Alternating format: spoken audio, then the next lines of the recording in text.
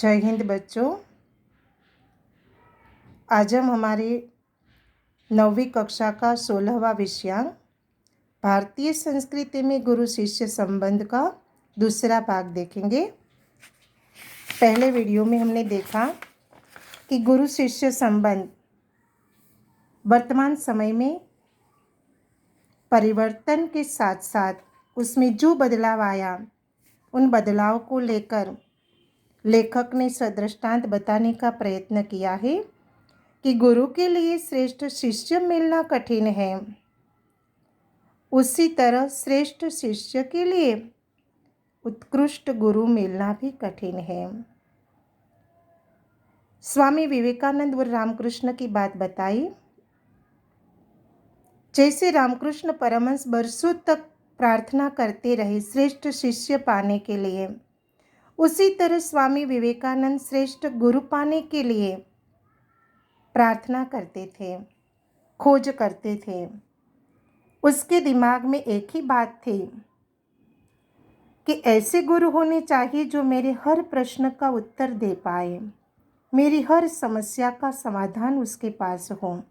और उसे रामकृष्ण परमहंस के रूप में श्रेष्ठ गुरु मिल गए।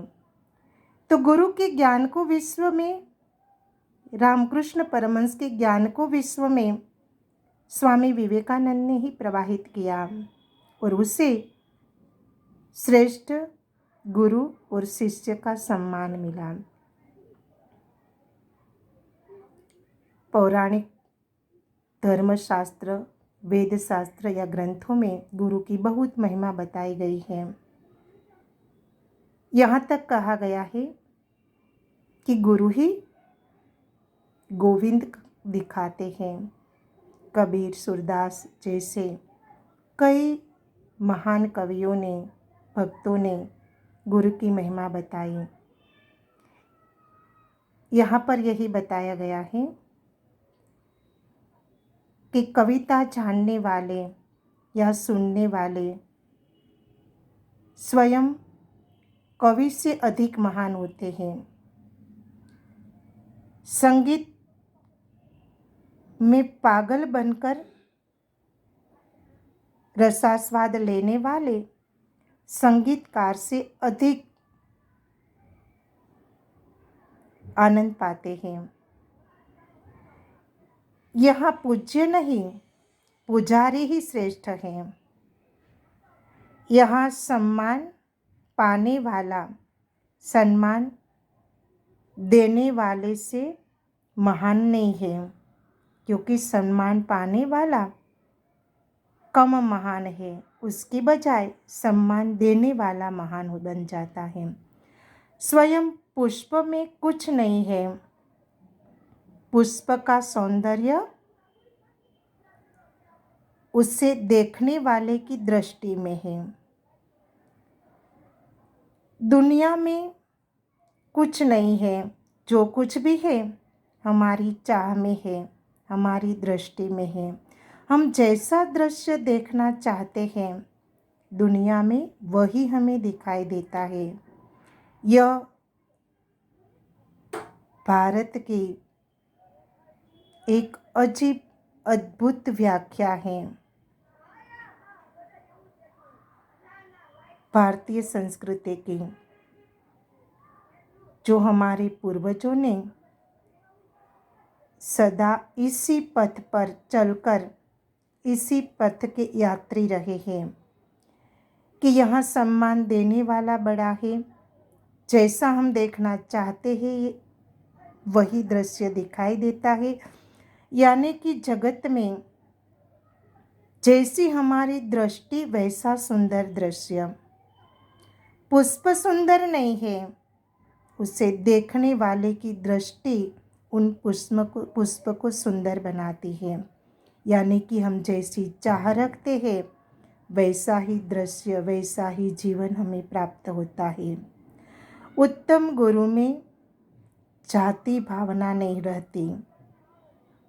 लेखक का कहने का मतलब है कि कितने भी मुसलमान पहलवान हिंदू शिष्य रखते थे और कई संगीतकार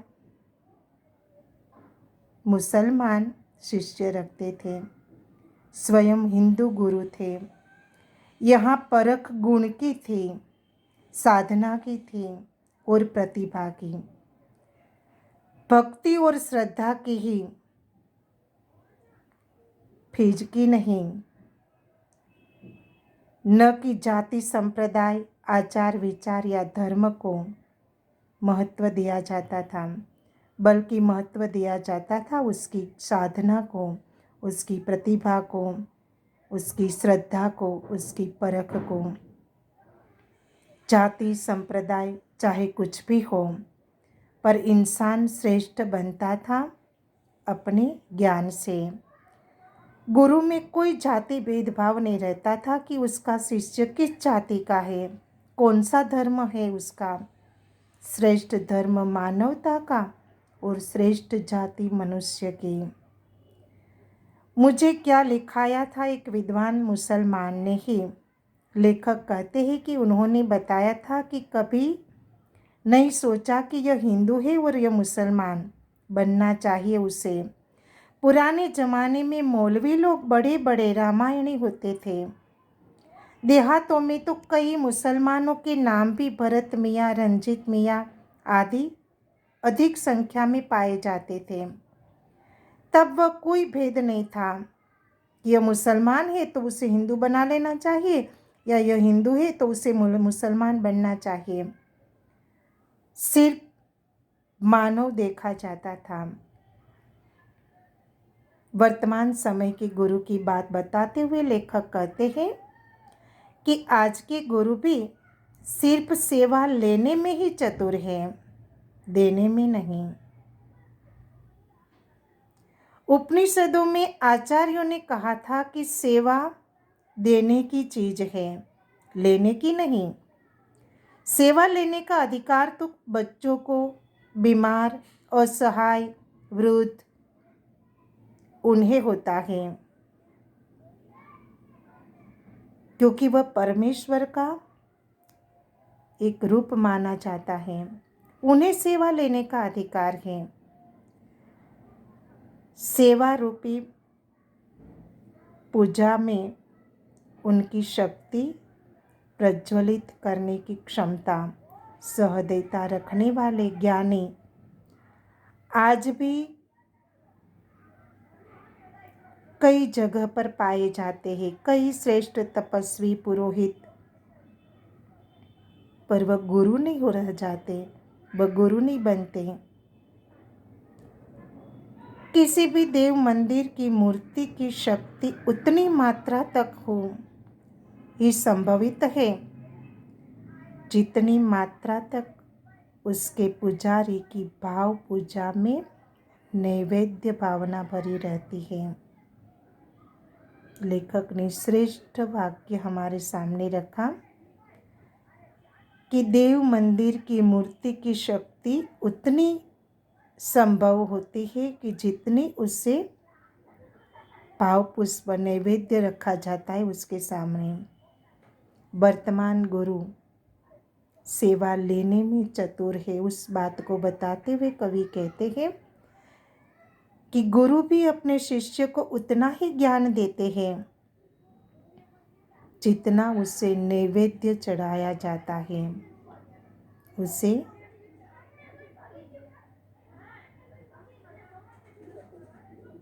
विद्या बेचकर, यानी कि गुरु फीस लेकर उसे अपने शिष्य को देते हैं। जितना ज्ञान उसके पास है, उस ज्ञान वहाँ तक संभव बन जाता है, सीमित बन जाता है कि जितना भाव पुष्प उसके नैवेद्य भावना, यानी कि गुरु को शिष्य जितना भाव पुष्प चढ़ाता है, यानी कि फीस देता है, उतना ज्ञान वह अपने शिष्य को बांटते हैं। यह बात वर्तमान समय की शिक्षा प्रथा की बताई लेखक ने। प्राचीन संस्कृति और वर्तमान समय की संस्कृति में शिक्षा में जो बदलाव आया है, उस बात को सदृष्टांत बताने का प्रयत्न किया और यह बताया कि गुरु प्राचीन भारत में भगवान माने जाते थे। शिष्य उसे परमेश्वर का स्वरूप मानते थे। ऐसे ही गुरु शिष्य की कई बातें हमने बचपन से आज दिन तक कई सुनाई जाती है। भगवान श्री कृष्ण के गुरु, भगवान श्री राम और उसके गुरु, वह उसके आश्रम में जाकर पढ़ते थे, गुरु से कितना प्यार करते थे, कितनी आज्ञा उसकी मानते थे। गुरु द्रोणाचार्य की बातें, भगवान श्री राम और उसके गुरु वशिष्ठ जी की बातें, कई बातें सुनाई जाती थी। पर वर्तमान समय में गुरु के प्रति जो विश्वास, जो श्रद्धा, जो जिज्ञासा शिष्य की आंखों में होनी चाहिए, वह नहीं दिखाई देते। ऐसा माना जाता है कि गुरु शिक्षा देना चाहते हैं तो शिष्य लेने को तैयार नहीं है, और जहाँ शिष्य की आंखों में जिज्ञासा, उत्कृष्टता है, वहाँ गुरु ज्ञान देना नहीं चाहते। यही बात आज हमारी संस्कृति की विडंबना बन गई है, और गुरु शिष्य का एक पवित्र संबंध वर्तमान समय में ज़्यादातर व्यंग्य के साथ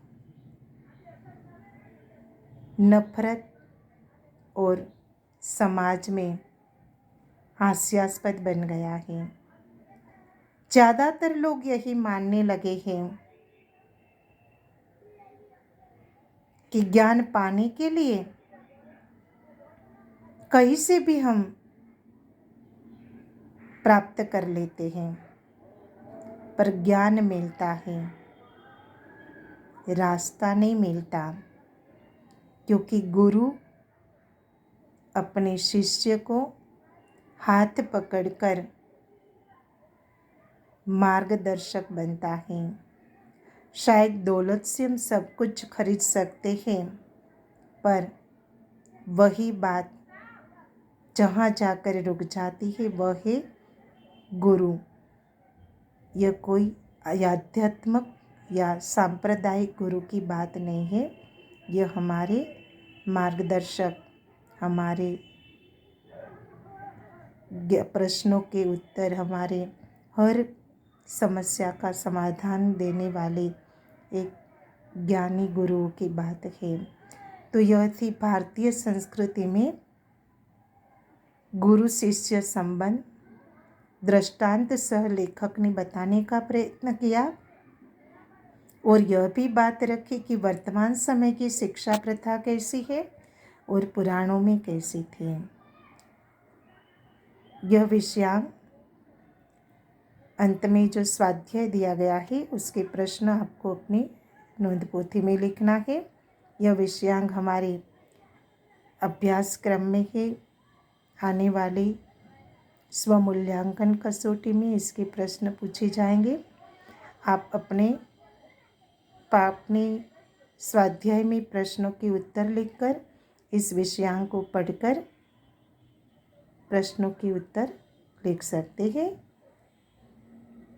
खुश रहो।